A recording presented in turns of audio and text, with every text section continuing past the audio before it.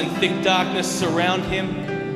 Righteousness and justice are the foundation of his throne.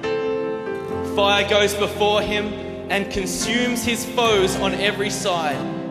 His lightning lights up the world. The earth sees and trembles. The mountains melt like wax before the Lord. Before the Lord of all the earth, the heavens proclaim his righteousness. Ek het nou jou boek gelees, die laaste boodskappe. En ek het nou afgekom by hierdie gedeelte in jou boek. Dis gebeurtenis in 2003, waar ek sal nou vir jou die direkte woorde lees uit hierdie boek uit.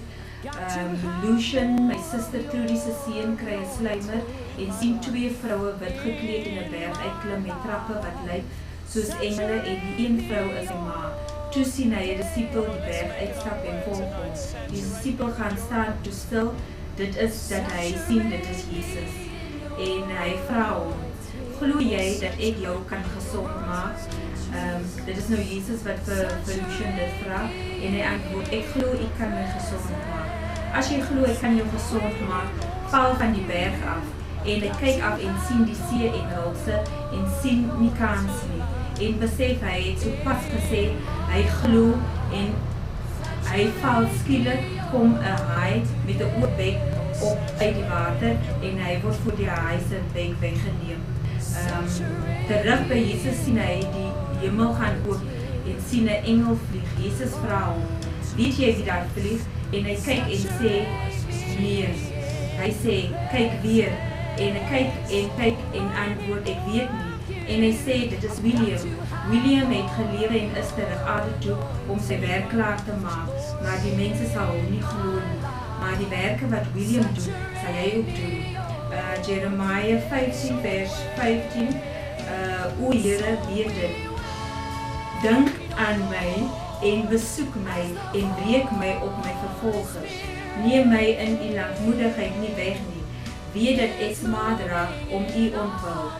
19, daarom so sê die Here, as jy terugkeer sal ek jou laat terugkeer. Sal jy voor my aangesig staan en as jy voorbring wat edel is en niks onedels nie, sal jy soos my mond wees. Laat hulle na jou terugkeer, maar moet jy nie na hulle terugkeer nie. Dis tot sover. En op grond van dit wat ek hier gelees het, word ek onmiddellik bedien.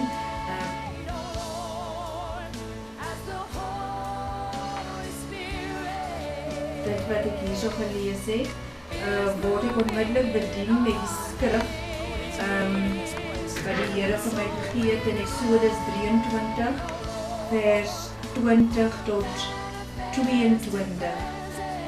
Kyk, ek stuur 'n engel voor jou uit om jou op die pad te bewaar en om jou na die plek te bring wat ek vir jou gemaak het. Neem jou in ag vir hom en luister na sy stem.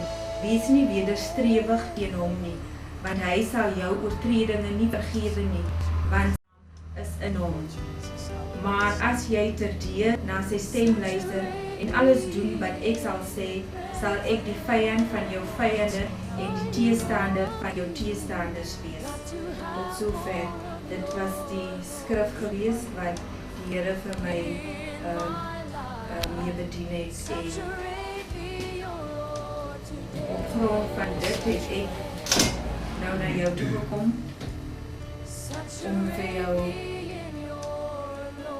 hierdie skrif te kom gee.